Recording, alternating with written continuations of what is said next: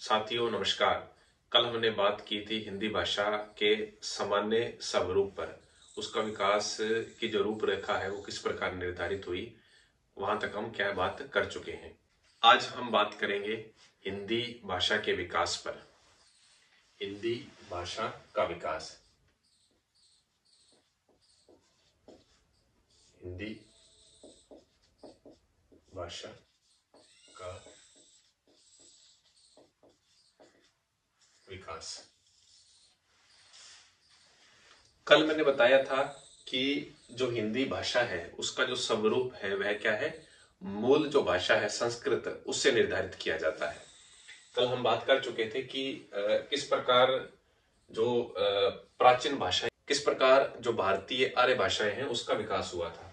भारतीय आर्य भाषाओं का विकास। भारतीय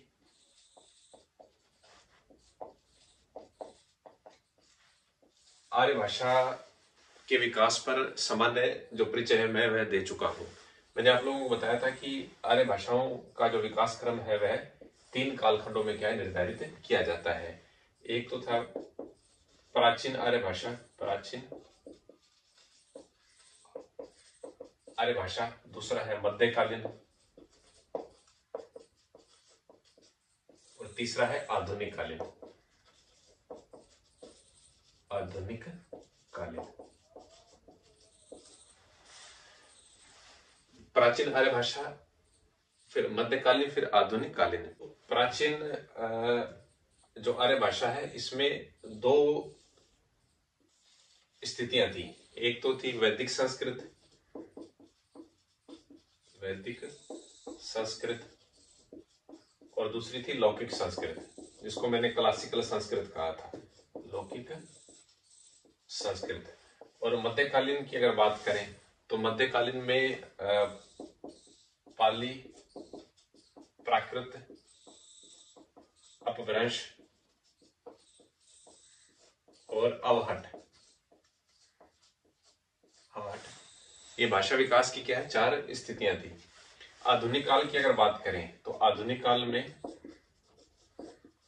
आधुनिक काल, आधुनिक काल में, आधुनिक काल में हिंदी और हिंदीतर, हिंदी और हिंदी से इतर, हिंदीतर भाषाओं का क्या है विकास हुआ है। हिंदीतर भाषाओं का विकास हुआ, विकास हुआ। हिंदीतर भाषाओं का क्या है विकास हुआ था। तो ये सब क्या था, एक सामान्य परिचय मैंने आप लोगों को बता दिया था।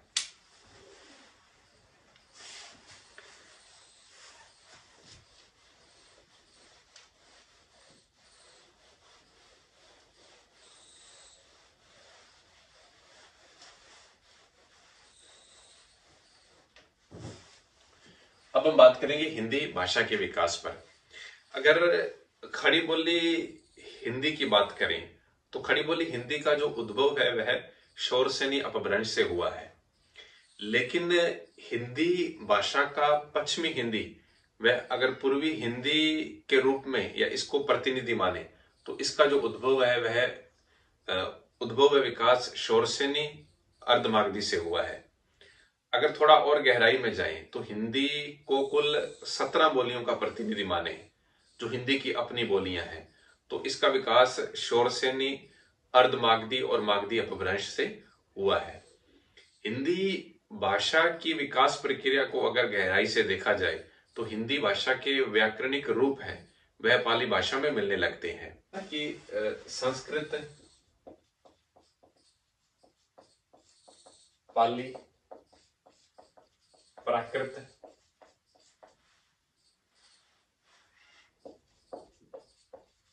अपभ्रंश और अवहट है। यहां तक आते आते क्या हिंदी के जो रूप हैं वह क्या है मिल, संस्कृत के बाद पाली आती है, यहां पर हिंदी के रूप मिलना शुरू हो जाते हैं। प्राकृत में इनकी संख्या और बढ़ती है हिंदी के रूप की, और अपभ्रंश तक आते आते इसके रूप है वह 40% तक क्या है स्थिर हो जाते हैं। हिंदी भाषा का जो वास्तविक आरंभ है वह 1000 ईस्वी से माना जाता है। 1000 ईस्वी से लेकर 2000 ईस्वी तक हिंदी भाषा के विकास को तीन कालखंडों में बांट सकते हैं। आदिकाल, मध्यकाल और आधुनिक काल। आदिकाल की बात करें तो यह 1000 ईस्वी से 1500 ईस्वी तक है, और मध्यकाल की बात करें तो 1500 से लेकर के है 1800 ईस्वी तक है, और आधुनिक काल है वह 1800 से अब तक ईस्वी तक जो हिंदी का जो विकास हुआ है हम अध्ययन करेंगे। तो मैं यहाँ मुख्य मुख्य बातें लिखता हूं कि खड़ी बोली जो हिंदी है, खड़ी बोली हिंदी, खड़ी बोली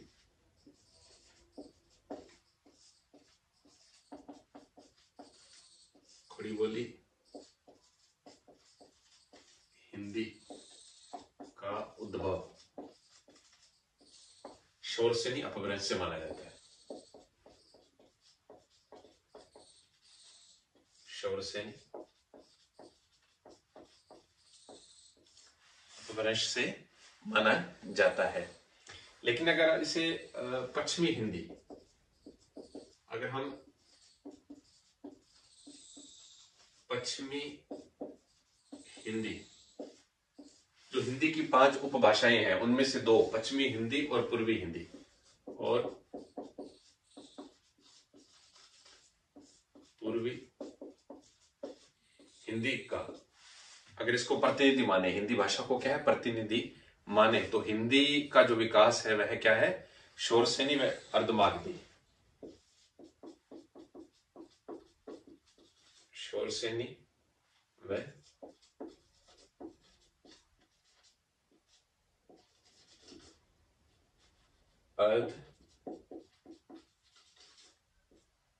अर्धमागधी अपभ्रंश से हुआ है। किससे हुआ है? अगर पश्चिमी हिंदी और पूर्वी हिंदी को हिंदी का प्रतिनिधि माने, शौरसेनी व अर्धमागधी से इसका क्या है विकास हुआ है। अगर हम थोड़ा और गहराई में जाएं तो हिंदी को कुल 17 बोलियों का प्रतिनिधि माने, हिंदी को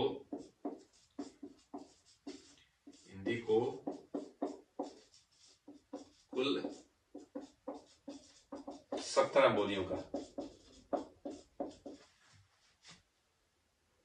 प्रतिनिधि माने। कुल जो 17 बोलियां हैं, इन 17 बोलियों का आगे हम परिचय प्राप्त करेंगे।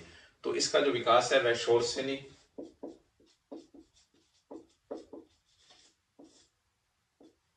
अर्धमागधी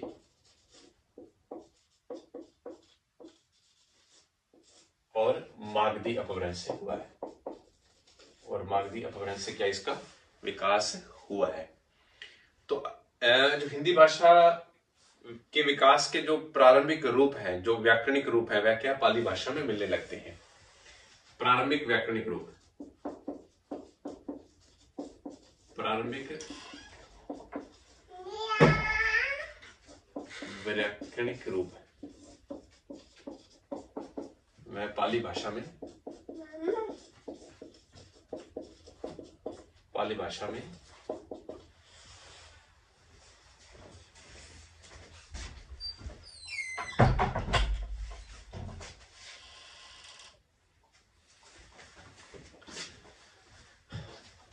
प्रारंभिक व्याकरणिक रूप है वह क्या पाली भाषा में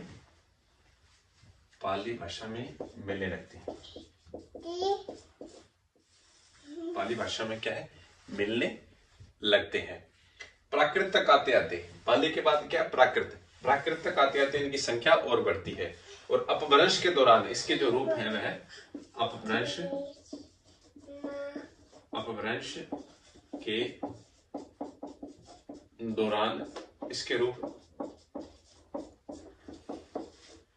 40% तक हो जाते हैं। 40% तक हो जाते हैं।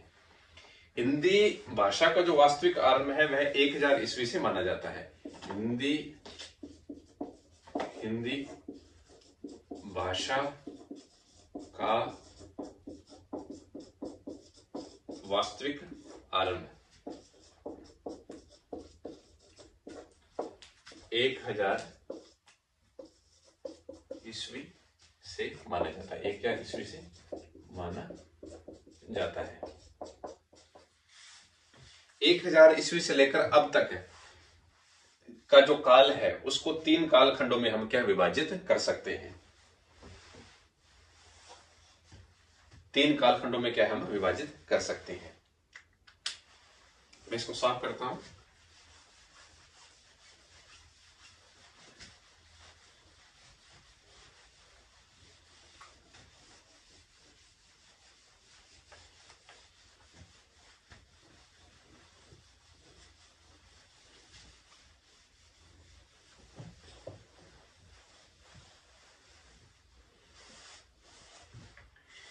हिंदी भाषा के विकास को 3 कालखंडों में क्या हम बांट सकते हैं।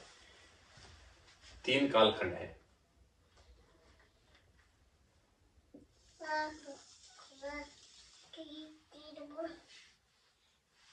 पहला है आदिकाल, दूसरा है मध्यकाल, मध्यकाल, और तीसरा है आधुनिक काल। आधुनिक काल, आदिकाल, मध्यकाल और आधुनिक काल। आदिकाल की जो समय सीमा है वह 1000 ईस्वी से 1500 ईस्वी के बीच निर्धारित की जाती है। मध्यकाल है, इसकी समय सीमा है 1500 ईस्वी से 1800 ईस्वी के मध्य निर्धारित की जाती है। और आधुनिक काल है, उसकी समय सीमा 1800 से अब तक क्या है निर्धारित की जाती है। आदिकाल, मध्यकाल, आधुनिक काल। आदिकाल 1000 ईस्वी से 1500 ईस्वी तक, मध्यकाल 1500 से 1800 ईस्वी तक, और आधुनिक काल 1800 से अब तक। तो पहले हम पढ़ेंगे आदिकाल को।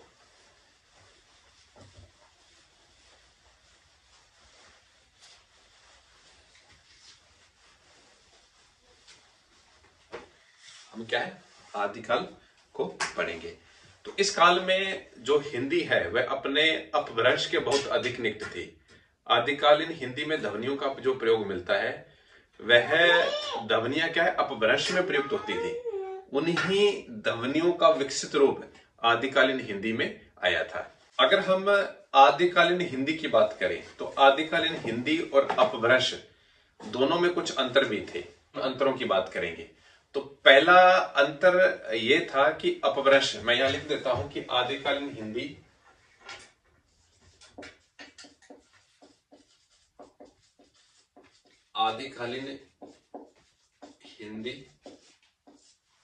और अपभ्रंश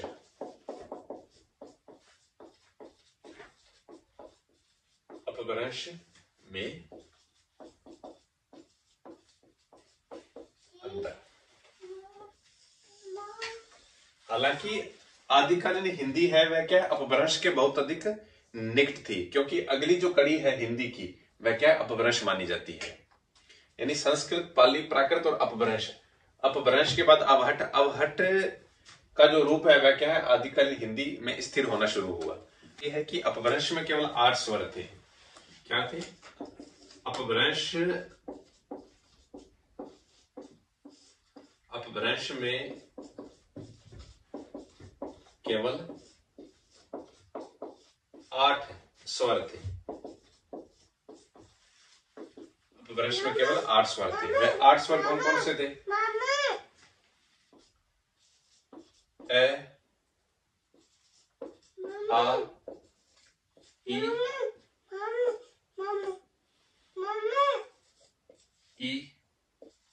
उ,